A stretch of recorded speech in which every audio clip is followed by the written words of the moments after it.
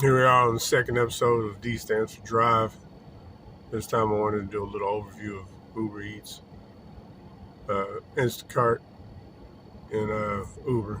Obviously, Uber is a ride sharing service, but the same as with ride sharing and what they call GIG or gig economy jobs, however you want to talk about it, self employment, so to speak. And it actually is self employment when you figure out your taxes. So if you go from year to year, which is tax season to tax season, obviously the main difference between self-employment and a real job is W-2 versus your Schedule C 1099. And you're not paying Fed tax, you're not paying Social Security, you're not paying Medicare. So what happens at the end of the season, you have to take all your expenses, all right, and you have to take the mileage you drove, all right, and you calculate that by saying, okay, did you drive the same car all year long? So obviously you weren't always at work. Sometimes you were driving for personal reasons. So you have to know how many personal miles you drove and how many business miles you drove. So it's just a basic subtraction problem. And then it's 3 parts of the year they're breaking it into, but you just divide it by 3 basically if you drive the same hours every week. All right, or you can average it. But if you average it, you have to be careful because when you get audited, they don't want average numbers; they want exact numbers. All right, they have apps out there that'll do it for you, like TurboTax and all that. You can do your own app. You can get you a spreadsheet, or you can get you an Excel program like that, or just any kind of notes. Just take it. The easiest way is to just have a business credit card. On your business credit card, by the time the end of the year comes, it shows every expense. It shows your food.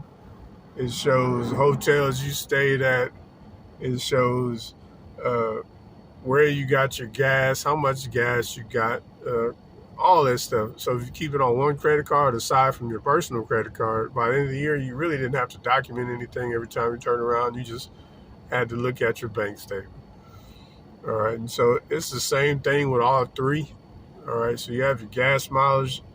I started driving Uber and all that right before the pandemic. The pandemic, obviously, we had a lot of gas price fluctuations, and the fluctuations, went up a couple bucks, came down a couple bucks. Right now we're sitting at, $2.99, $3.10 a gallon here, and so if you're driving, basically, I used to gas all the way up and then drive it out. But then because I started Instacarting, I tried to minimize how far I was driving so that way I could maximize my profits. And so by doing that, I was staying in the general area of a couple of neighborhoods. And in those couple of neighborhoods, by only getting $10 increments of gas, I could tell how far I was driving each day without actually sitting there and calculating it. So basically, I was looking at how much gas I was using a day. So if I used $10 and I didn't have to gas up for 2 days, but I made, a couple $100, that's an easy calculation right there. All right. Whereas if I was to take the same Instacart routes and fill up $10 and go like half across the city, and then I got to get gas by the end of the day, then it averages out. It's like, no, it's not worth it. I'm making the same amount of money, but I'm paying for more gas. All right. So it's the same thing with Uber Eats. Okay. Uber Eats, uh, it's fairly quick. You drop off one McDonald's, you make, if I remember correctly, it's about $3 to $5 a ride. Same thing with Uber. It was about $3 to $5 a ride when I was there. I know prices change over time. It's pre-pandemic, so this is 2019, 2020, 21, Uber Eats, 22, 23, Instacart. All right, and they kind of meshed together. Like a lot of individuals, everybody has their side hustle job.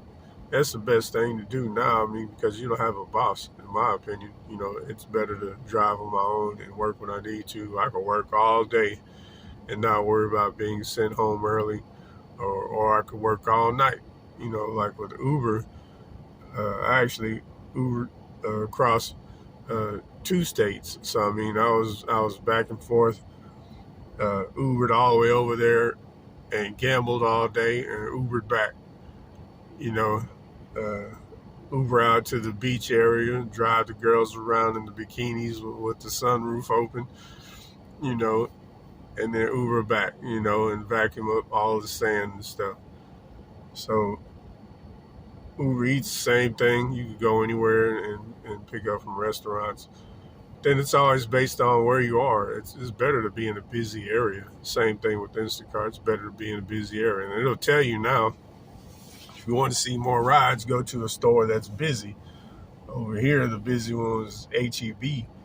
And there's always something. So by the time you clock on within about 5 minutes, now it starts to show you everything available. At first, they were trying to just give you what you had earned based on the star system in Instacart.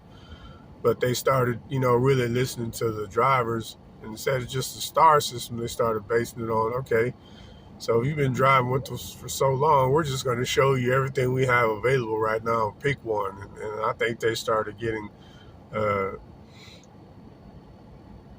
used to that. Now it's like if they're giving all these people something to pick, and as they pick and go, it's a lot faster for them rather than just trying to give it out and give it out. Here you go, here you go, here you go. Now you can look at what you need and go, you know. And so if you see everything, then you know what's available rather than thinking, well, it's just me and my star system and I'm not getting any rides. And it comes down to the gas. And then usually with the numbers here for Instacart, you might get one delivery, $9, 2 deliveries, maybe $15, 3 deliveries, $30 around there. And if you do the math, you know how much you're willing to take one delivery for. Now they have an option to where when you're driving, they'll ask you to accept or decline another order to place into your own private queue. And so that's how it goes with us. I have an SUV. I can pretty much fit three loads in here, or a nice batch with 3 different deliveries in it. I've done like heavy deliveries from Sam's with all water, for, sometimes there's some floods and then everybody wants to get water, or one of these neighborhoods has a water shortage and they just want a bunch of water. I think I did, it might have been 20. Yeah, it might have been 20 things of 24 packs, basically loaded down, and, the wheels looking like this here. That's not good for the car, but, it tells you now they'll give you a heavy fee, if you're willing to take that heavy fee, like if you're driving around a pickup truck, that's the ones you want to go to. Just go sit in front of Costco and wait for your order. Go sit in front of Sam's and wait for your order. You're going to be the one that they want. They're going to give you those heavy load fees every time. With Uber, I was able to ride, like, at one point I had 5 people in the car. I had one guy in the back and one guy in the front next to me and 3 in the back.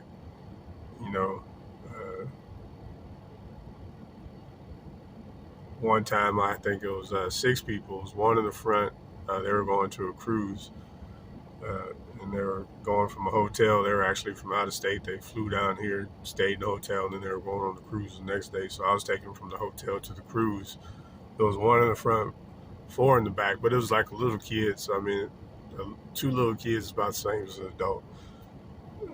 So that was a load in Uber. Uber Eats, you never really get that many orders. I mean, basically, I could put the stuff on the floor next to me so it wouldn't fall.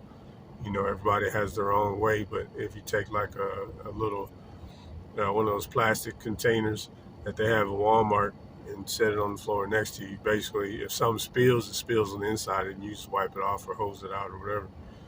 But usually you don't get a spill or anything like that, but, sometimes you'll have like Chinese food or some halal Muslim food or something like that, or even a salad. That stuff spill in your car. or milk. Like I had a big old order of a bunch of milk. You don't want that stuff to spill in your car, man. So I recommend, like, in your car, you need some sort of plastic bottom that you can easily take out, clean, or go buy another one if you really need to. Like I keep, after the pandemic, I think everybody now has wipes in their car.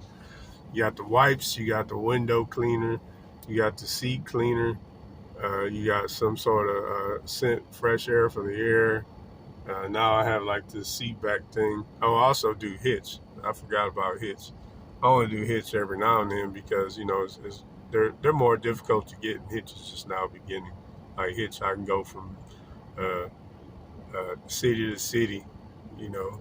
But I only do those like every now and then because you got to get a city to city there and a city to city back. And so you got to look at how much gas you're taking to get there. And some of those, they try to charge you like a really low fee, but then some will give you a good fee. You just got to catch them. Once they get more popular, they'll be better. So basically, it's Hitch, Instacart, Uber Eats. That's the only ones I've done thus far. So now that I'm in Stevens, it's going to be a different thing. Taking big hauls, going a lot farther. But it's based on the same delivery system, pick up, drop off, pick up, drop off, pick up, drop off, and then it's just the math in between. So we're going to see what's up, see what's working,